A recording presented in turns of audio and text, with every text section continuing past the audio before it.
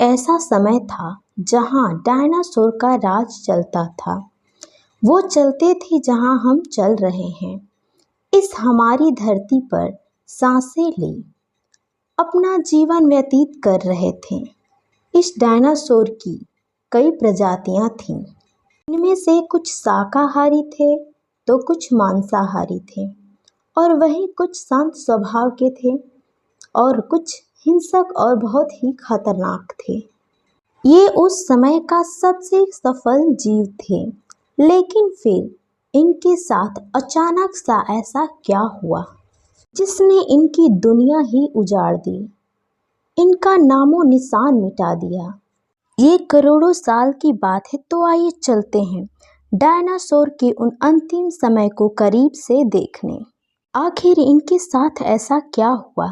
आज से 6 करोड़ 50 लाख पीछे, आज से करीब 6 लाख करोड़ साल पहले धरती पर मौसम सामान्य था। चारों तरफ सूरज की रोशनी बिखरी हुई थी।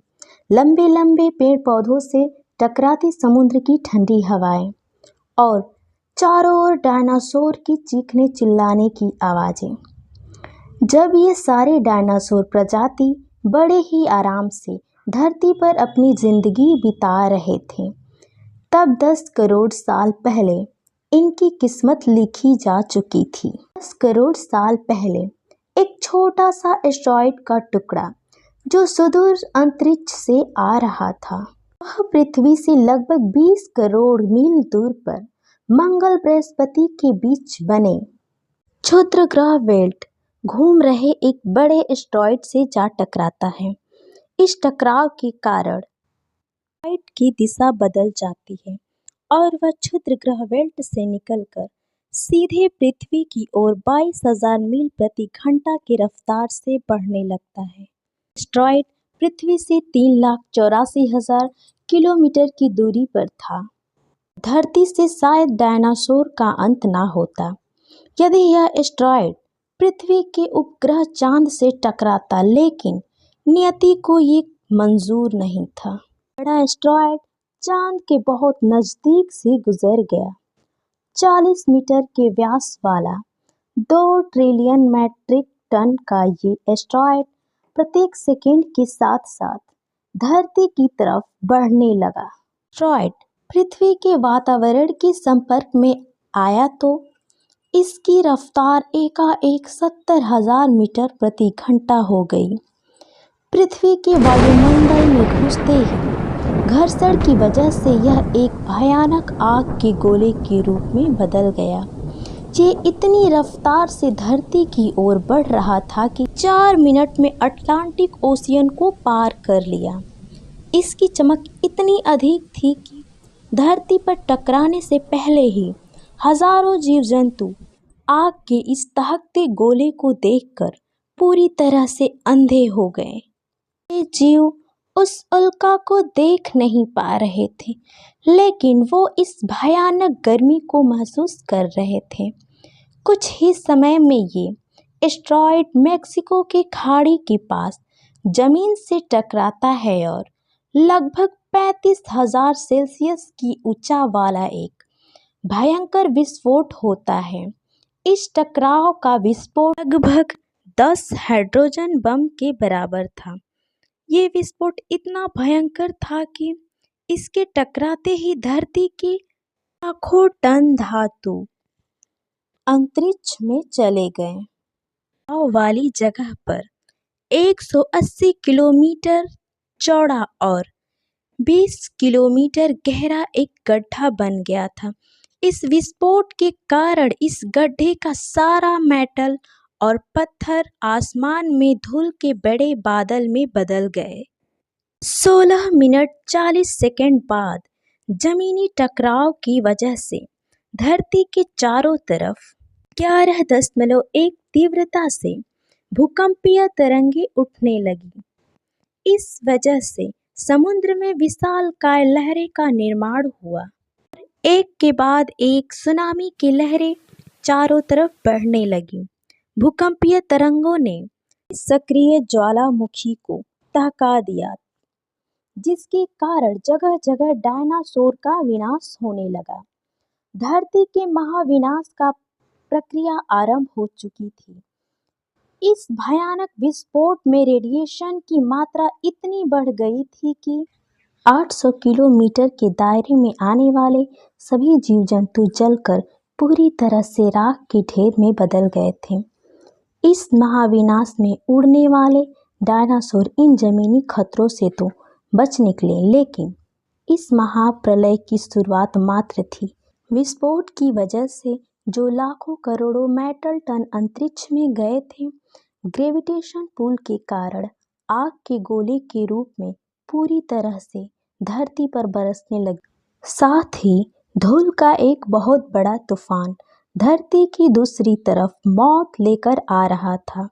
धूल के ये बादल कई किलोमीटर मोटे थे, जिसके कारण धरती पर सूरज की रोशनी पहुंचना मुश्किल हो गया था। गर्म हवाओं का तापमान 100 डिग्री से ज़्यादा हो जाने पर धरती के पेड़ पौधे की सारी आबादी जलकर राख हो गई। विस्फोट के 90 मिनट बाद धरती का तापमान 200 डिग्री बढ़ गया। इसकी वजह से जो डायनासोर कोसों मील दूर बचने के लिए छिपे हुए थे, सारे इस तापमान के कारण मारे गए, जिसके कारण धरती पर इनकी पूरी प्रजाति खत्म हो गई। इस महाविस्फोट में धरती पर 90% जीव जंतु मारे गए और जो 10% जीव धरती पर बच गए थे, उनमें से भी सिर्फ वही जीव जिंदा रह सके थे जिनका वजन 30 ग्राम से कम था। इसका कारण ये था कि इस महाप्रलय में लाखों की संख्या में जीव मारे जा चुके थे और पेड़ पौधे की सारी आबादियां जलकर राख हो चुके थे, जिसके चलते यहाँ जो बड़े और विशालकाय जीव जीवित बच गए थे, उन्हें भरपूर मात्रा में खाना पीना ना मिल सका। लेकिन ये महाप्रलय किसी अन्य जीव के लिए फायदेमंद साबित होने वाला, जिसकी वजह से वो मारे गए। लेकिन ये महाप्रलय किसी अन्य जीव के लिए फायदेमंद साबित होने वाला था। सारे डायनासोर का अंत नई प्रजाति के लिए एक सुनहरा अवसर लेकर आया। ये प्रजाति मैमल्स की थी। मैमल्स यानी स्तनधारी जीव। इन्होंने खुद को इस महाविनाश से बचा लिया था। अत्यंत गर्मी से बचने के लिए ये जमीन के अंदर रहने लगे थे और जिंदा रहने के लिए इन्होंने सब कुछ खाना शुरू कर दिया था। इतना बड़ा महाप्रलय गुजरने के बाद धरती फिर से समान हो गई थी। इस सतह पर नए पेड़ पौधे उगने लगे थे। ये धरती फिर से हरी भरी हो गई थी और धरती पर जो 5% जीव बच गए थे, उनमें एडेप्शन रेडिएशन की प्रक्रिया से बहुत सारी नई प्रजातियां जन्म लिए। उनसे ही एशियन इम्पोक में बंदर जैसी प्रजातियां आईं। इनमें आंखें सर में आगे की तरफ थी। इसी काल में प्राइवेट सर के अंदर एक महत्वपूर्ण इवैल्यूएशन हुआ। इनकी स्पाइनल कार्ड को मस्तिष्क को जोड़ने वाले छेद, जिसे फार्मेगम मैग्मम कहते हैं, वो स्कल के पीछे हिस्से के बीच से सेंटर की तरफ शिफ्ट होने लगी थी। यानी कि अब जो प्रजाति आने वाले थे, वो सीधे खड़े होने के लिए सक्षम थे। ओलिगोसीन इम्पोक में 3 करोड़ साल पहले ग्लोबल कूलिंग हुई। घास के मैदान बढ़ने लगे और जंगल घटने लगे और यहाँ ऐसे जानवर विकसित हुए जो कि खुले मैदान में रहने के लिए उपयुक्त थे और इनमें दूसरे जानवर को भी खाने वाले जानवर विकसित हुए। 1 करोड़ साल पहले पृथ्वी वह रूप लेने लगी जिसे आज हम देख रहे हैं। धरती का वातावरण पूरी तरह से आज के समान बन चुका था, लेकिन परिस्थितियां फिर बदलने लगी। 40 लाख साल पहले धरती के टेक्टोनिक प्लेट में एक बार फिर से हलचल हुई और अफ्रीका के पूर्वी इलाकों में एक नई पर्वत श्रृंखला का निर्माण हुआ। ये पर्वत श्रृंखला ईस्ट अफ्रीकी रिफ्ट वैली के नाम से जाना जाता है। ये पर्वत श्रृंखला के उभर जाने से यहाँ के हरे भरे जंगलों में मानसूनी हवाओं का मौसम पूरी तरह से रुक गया और इस वजह से यहाँ के जंगलों में बारिश होना बंद हो गया, जिसके कारण ये जंगल पूरी तरह से सूख गया। इस जंगल में रहते थे द ग्रेटेस्ट स्टेप्स। ये हमारे दूर के रिश्तेदार यानी कि हमारा पूर्वज पेरोलापिथेकस। ये पेरोला हमारे परिवार की शुरुआत इसी ग्रेटेस्ट एप्स से हुई। पेरोला पेड़ों पर रहते थे और फल खाते थे। वग्नि होने के कारण ये एक डाल से दूसरे डाल पर नहीं जा सकते थे, इसलिए ये हमेशा झूलते रहते थे। कभी कभी ये अपने दोनों पैरों से पेड़ों की डालियों पे चलते थे। इनके जंगल पूरी तरह से सूख जाने के कारण इन्हें खाने की समस्या उत्पन्न हो गई।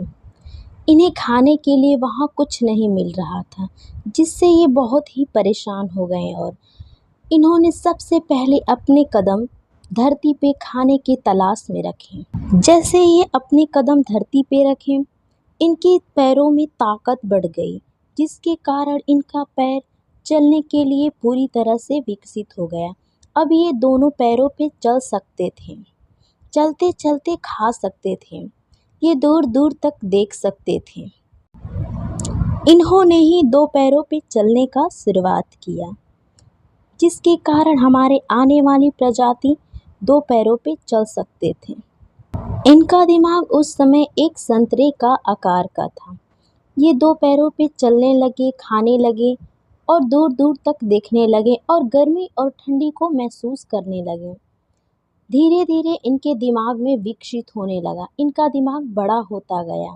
अब ये धरती पे रहने लगे थे और धरती की चीज़ों को अपने हाथों से स्पर्श करने लगे थे। जब ये दो पत्थर को लेकर आपस में टकरा रहे थे तो उनमें से अचानक से चिंगारी निकली, जिसके कारण इनके आसपास के सूखे पत्ते जलने लगे, जिससे ये बहुत घबरा गए और इनके पास के जंगल में आग लग गया। आग लगने की वजह से उसमें छोटे बड़े जीव जंतु भी जल गए थे। जब ये आग पूरी तरह से बुझ गई तो फिर से इन्हें खाने की समस्या उत्पन्न हो गई। जब कुछ ना मिल सका तो ये वही जले जीव जंतु को खाना शुरू किया। जब ये खाने लगे तो उन्हें इनका स्वाद अच्छा लगा। फिर इन्होंने सोचा फिर से आग लगाते हैं और इन्होंने फिर से दो पत्थर को लेकर टकराने लगे, जिससे उनमें से चिंगारियाँ निकलने लगी। जैसे ही चिंगारियाँ निकलने लगी फिर से आग लगना शुरू हो गया। ऐसे ही हमारे पूर्वज ने आग का खोज किया। जब ये आग लगाना सीख गए तो अब ये मांस को पकाकर खाना शुरू कर दिया, जिससे इनका स्वाद इन्हें बहुत अच्छा लगने लगा और चबाने में ऊर्जा कम खर्च होने के कारण इनके पास बहुत अधिक ऊर्जा बचने लगा। अब ये ऊर्जा इनके दिमाग में खर्च होने लगा, जिसकी वजह से इनका दिमाग आगे की ओर विकसित होने लगा और बड़ा हो गया। जब ये धरती पे रहने लगे तो ये जानवरों से बचने के लिए पत्थर और हड्डियों का हथियार बनाना शुरू कर दिया। ऐसे ही ये धरती पे रहकर धीरे धीरे चीज़ों का आविष्कार करना शुरू कर दिया। जैसे जैसे वातावरण बदलता गया, इनकी त्वचा और इनकी आँखें भी बदलती गई।